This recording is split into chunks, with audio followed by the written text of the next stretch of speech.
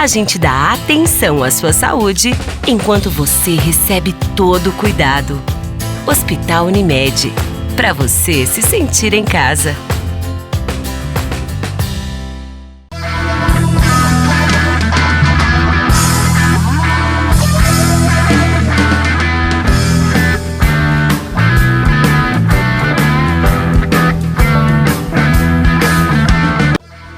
Boa noite, está no ar o Pente Fino Entrevista aqui pela TV Bom Dia. Depois de uma série de entrevistas com os pré-candidatos a prefeito de Erechim, que são 11, muitos vão ficar pelo caminho, a gente sabe disso, agora é o momento de se valorizar. A gente abre para outros assuntos de extrema importância para a comunidade de Erechim e região. E lembrando que o Pente Fino Entrevista é um patrocínio exclusivo da Unimed Erechim. Cuidar de você, esse é o plano. Na noite de hoje, nós vamos conversar com o vereador Rafael Ayub, ele que é o presidente da Frente Parlamentar pela Desburocratização. Todo mundo já viveu alguma situação onde chega ao limite de não conseguir os seus direitos do setor público. Olha o que eu estou falando. Então, hoje, com tanta tecnologia, o setor público ainda não consegue colocar essas tecnologias a serviço da população, como a iniciativa privada tem. Então, é um tema extremamente latente, importante, e nós temos que buscar soluções. E o papel da Frente Parlamentar, o que é? Buscar essas soluções para posteriormente ser implantar dentro do município. Aí vem uma questão cultural do funcionalismo público, do governo querer investir em tecnologia, que não adianta tu ter todas as soluções, todo o diagnóstico, e tu achar que isso é um dinheiro mal gasto. Então tem que ver em que momento nós vamos chegar, o que pode mudar e quanto tempo isso pode demorar. Boa noite, Ayub, seja bem-vindo aqui ao Pente Fino Entrevista. Boa noite, Rodrigo, um prazer estar aqui no programa Pente Fino mais uma vez. Falando aí realmente sobre um ponto que tu tocou que eu acho que é de extrema importância mesmo.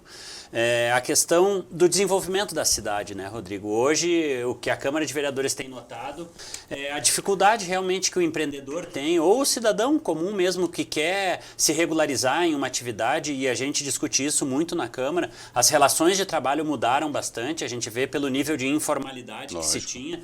E é uma forma também de, podendo legalizar esses que são hoje informais, podendo facilitar o acesso aos serviços públicos, ou a necessidade que o cidadão tem ainda do governo para liberar qualquer tipo de atividade, se isso for simplificado, e hoje tu falou muito bem, nós temos ferramentas para fazer isso, com certeza o município vai se desenvolver mais. E não vai ter aquele desgaste com aquela pessoa, às vezes, que tem que ir em 1, 2, 3, 4 lugares. Essa é uma questão muito importante, que fala que nós temos aqui 3 secretarias que têm esse tipo de questão de liberação que vê. Bom, por ter uma vigilância sanitária, que é uma coisa que é um tipo de liberação. Nós temos desenvolvimento econômico, nós temos o meio ambiente e a própria fazenda, que concentra todo esse serviço. Aí o cara, daí uma é num lugar, uma no outro, tem que estar picando que nem uma barata tonta para cima e para baixo. E o pior, Rodrigo, o que a comunidade também já deve ter experimentado, pelo menos quem tentou, é que às vezes tu tem que entregar o mesmo documento para o poder público nas diferentes secretarias. Exatamente. E isso a gente ouviu muito nas reuniões da Frente Parlamentar da Desburocratização. O que acontece? Então, para ti lá no desenvolvimento econômico conseguir um alvará de localização, tu tem que levar, por exemplo, dependendo da atividade, o alvará do Corpo de Bombeiros. Aí tu conseguiu o certificado de localização, tu tem que pedir a licença da vigilância sanitária. De novo lhe pedem o alvará dos bombeiros. E aí aquilo que a gente fala, se as ferramentas realmente de informática, ou de arquivos, ou de inter-relação entre as secretarias funcionassem efetivamente, talvez não precisasse isso. Hoje todos os certificados ou alvarás têm certificação digital. Então, por que fazer o contribuinte ter que ir em mais de um lugar? Hoje a gente citava e aprofundando as reuniões então da Frente Parlamentar, Rodrigo, se tu me permite, até para esclarecer para a comunidade. A Frente Parlamentar ela surgiu desde que o governo federal publicou a lei federal, aquela dita da liberdade econômica, que foi antecipada pela medida provisória 881. Eu lembro de Jerônimo Gergen, um gaúcho, até foi um dos Ele foi o relator do projeto de lei, veio aqui na CIE quando foi promulgada, inclusive no dia 20 de setembro, que é uma data marcante para os gaúchos. Eu lembro que era feriado. Exatamente, tava lá. Exatamente. E aí, o que criou a necessidade da Lei da Liberdade Econômica? A Lei da Liberdade Econômica, ela não trata só da desburocratização do alvará. Ela trata de uma série de assuntos, de carteira de trabalho digital, de desburocratização, de fé pública de documentos. Mas no que tange ao município, ela determinava que a gente no município agora tem que definir quais são as atividades de baixo risco, médio risco e alto risco. Para quê? Para que as atividades de baixo risco e algumas de média não precisem mais de uma licença prévia do órgão de governo, no caso a prefeitura, para iniciar o trabalho. Então, o que isso impacta? Que aquela pessoa que quer abrir uma oficina, que não tem nada em relação ao meio ambiente, quer abrir um serviço de alimentação, antes o que ela tinha que fazer? Ir na prefeitura, solicitar uma certidão de zoneamento, meio ano brigando. Depois fazer o alvará da vigilância, o alvará de localização, endereço, às vezes não bate o endereço do sistema do Corpo de Bombeiros com o sistema da prefeitura, aí para te atualizar é uma dificuldade. O que essa lei veio dizer? Que essas atividades elas não precisam de licenciamento prévio da prefeitura. Mas aqui também uma ressalva que a gente faz. A questão da fé pública. A fé pública do cara que está declarando ou que abriu e que conhece a lei. Então, eu vou citar no caso de alimentos aqui. Alguém que quer abrir uma cozinha para vender bolo. Ela sabe o que precisa fazer do ponto de vista sanitário para não contaminar o alimento e ela vai e começa a trabalhar. Não vai impedir que a vigilância fiscalize ela. Pelo contrário, ela tem que fazer um cadastro na prefeitura, mas ela só vai lá, faz o cadastro, bota os seus dados, seu endereço, vou começar essa atividade. Se por um acaso ela passar informações erradas e a vigilância pegar, ela vai ser penalizada forte depois. E aí, por isso que a gente reforça a questão que hoje, e até é um apelo da comunidade, mas nós temos enxergado isso na Câmara de Vereadores também, Rodrigo, é que hoje a gente tem um corpo funcional bastante grande, mas infelizmente com pouca efetividade na fiscalização. Acaba que aqueles funcionários que poderiam exercer a fiscalização e algumas vezes estão verificando documentos, e aí isso para uma licença prévia, por exemplo, de alguma atividade, quando poderiam estar lá fiscalizando. Na área da saúde até gera algumas discussões, porque imaginem os senhores que estão aí em casa hoje, eu vou abrir um restaurante. O meu restaurante só pode abrir depois do alvará da vigilância sanitária. O que vai acontecer? Eu vou fazer todo um restaurante bonitinho, todo novinho, e vou chamar o fiscal. Ele vai ir lá, vai ver o restaurante que nunca funcionou. E vai dizer, pode funcionar. E aí tu começa a trabalhar no restaurante e faz tudo errado. Prepara comida errada, mistura comida congelada com comida pronta.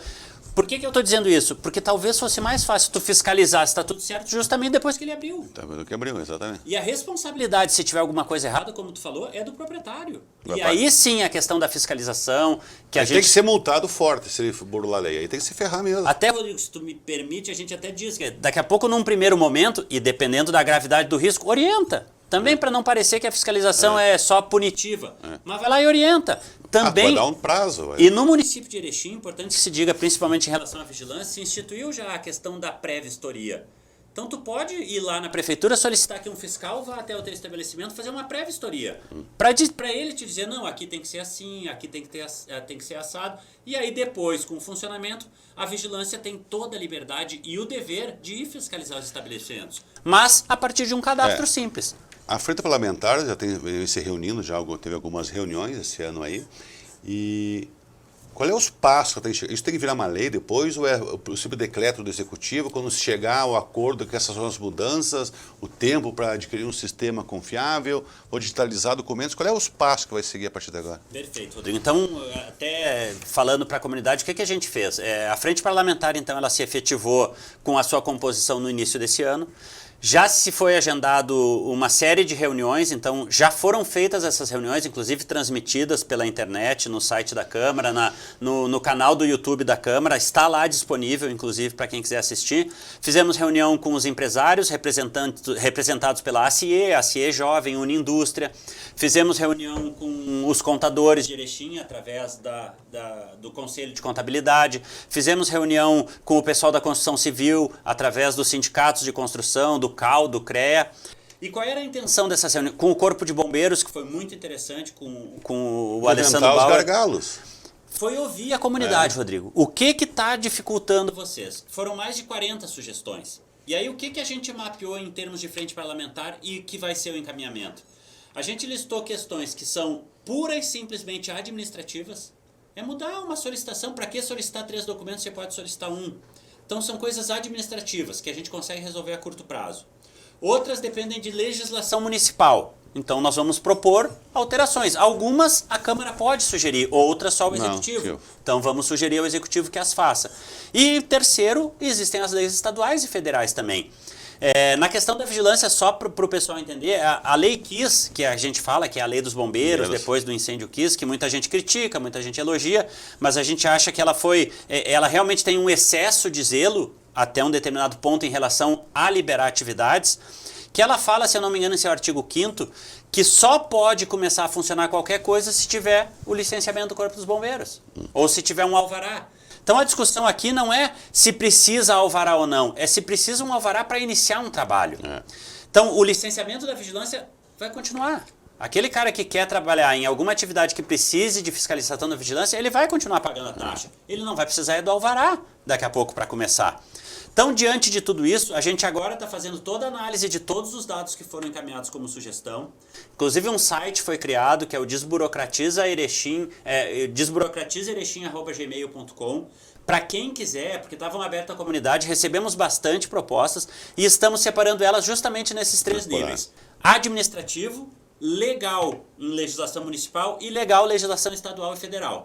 Porque tem coisas que a gente também teria que mudar na legislação estadual nós e temos, federal. nós temos essa Lei de Liberdade Econômica Federal, nós temos a estadual, foi aprovada, que é do Rodrigo Lorenzoni, suplente deputado, que deve estar deixando coisa.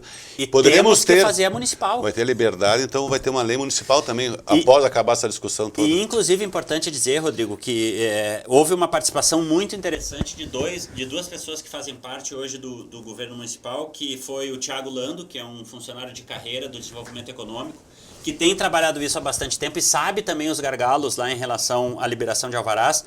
E o Aldo Diligente também, diretor da Vigilância Sanitária, que inclusive já nos entregou uma proposta que vamos encaminhar legal, de justamente isso. A gente entende que tu não precisa ter o alvará para iniciar uma atividade, mas isso tem que estar escrito em lei.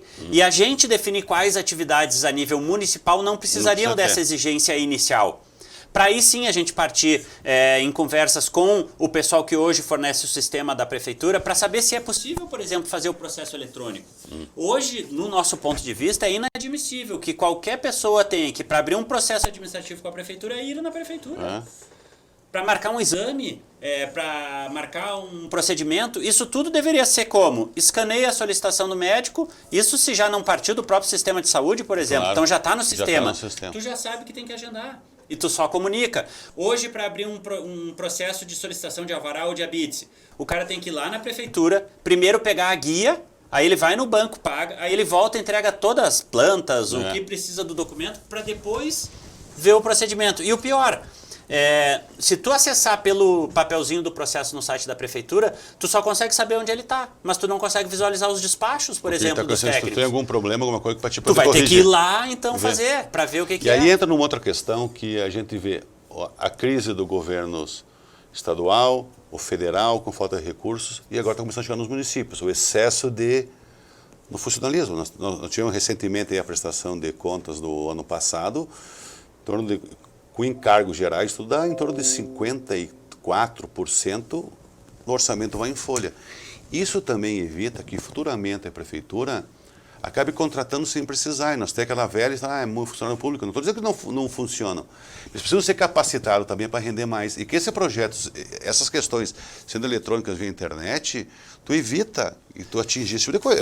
É outra questão de impacto financeiro. E olha que interessante, Rodrigo. Às vezes as pessoas confundem a gente fazer essa colocação com uma crítica ao funcionário público. Não é. Não, o funcionário público é necessário, mas é necessário em número adequado.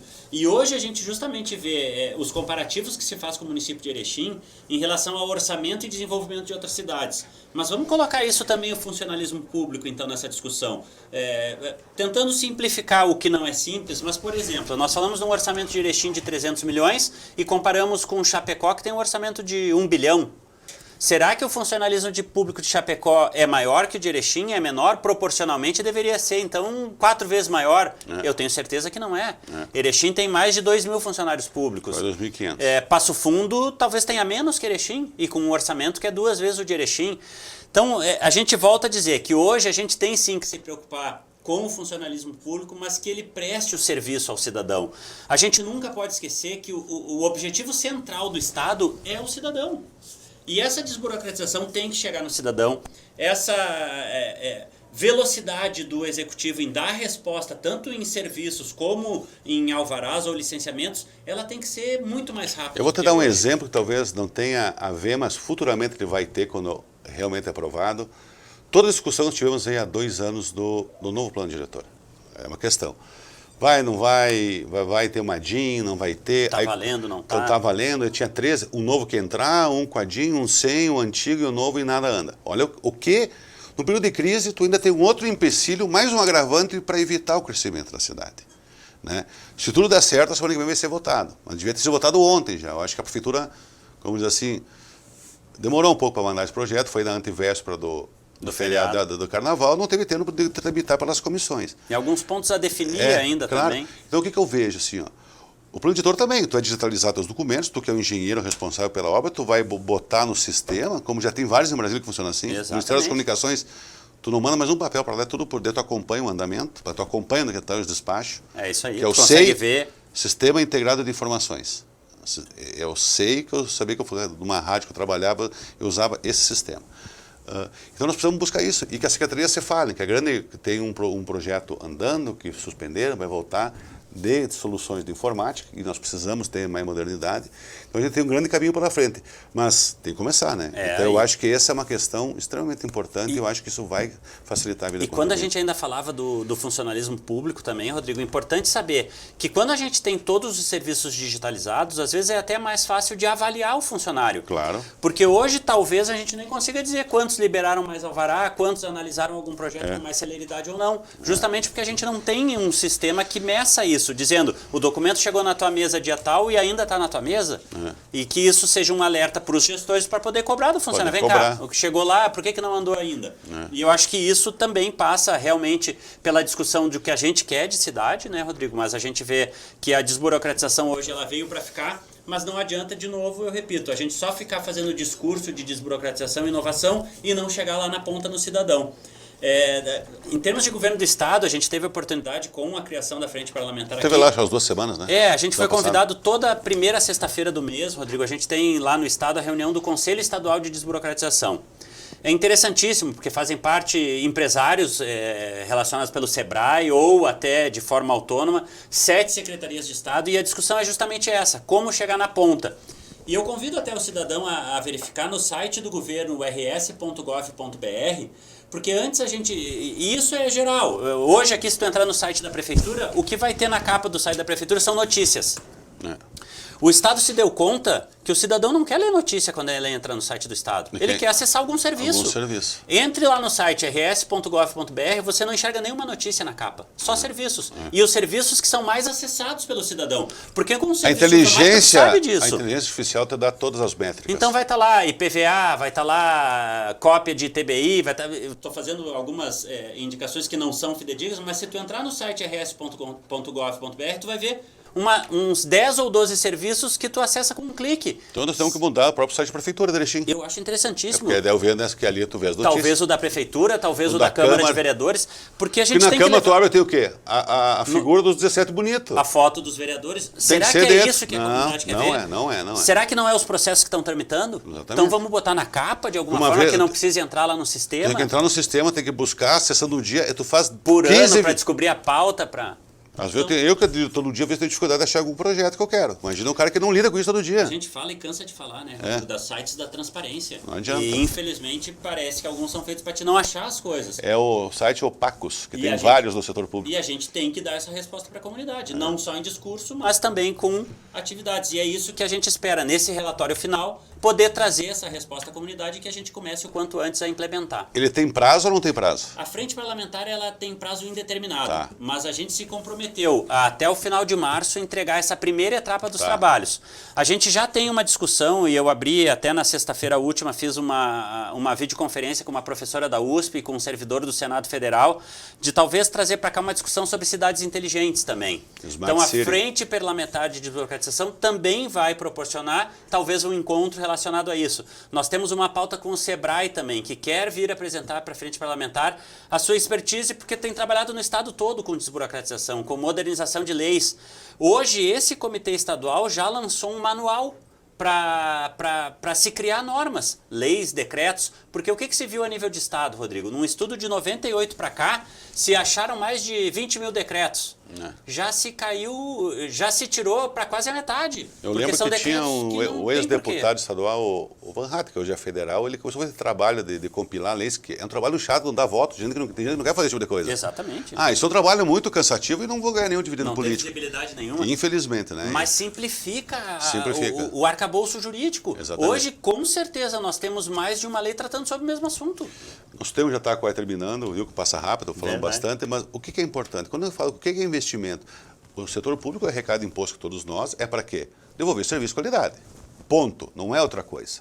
Segundo, no momento que tu simplifica e agiliza esse processo, tu vai arrecadar mais. Tu vai ter uma série de coisas.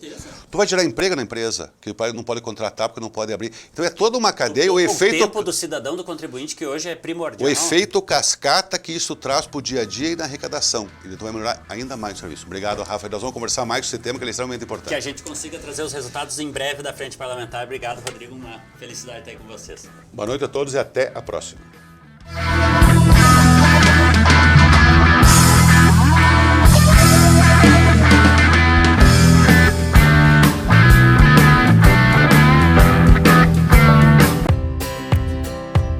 A gente dá atenção à sua saúde enquanto você recebe todo o cuidado. Hospital Unimed, para você se sentir em casa.